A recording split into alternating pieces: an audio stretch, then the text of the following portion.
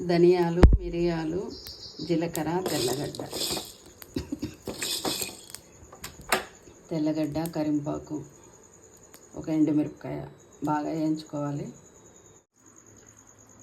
చింతపండు రసము, ఎండుమిరపకాయలు, టమోటాలు, జీలకర్ర, మిరియాల పొడి, కరివేపాకు, ఇంగువ, రసం పొడి ఇవన్నీ తీసుకోవాలి.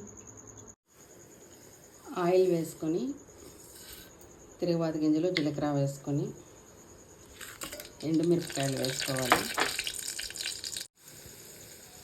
కరివేపాకు, జీలకర్ర, మిరియాల పొడి వేసుకొని టమోటాలు వేసుకోవాలి.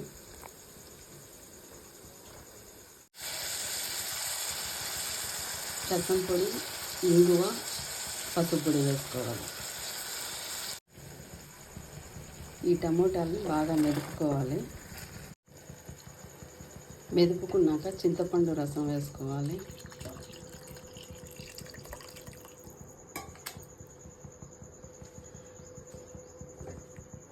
టమోటాలు, మిరియాల రసం రెడీ.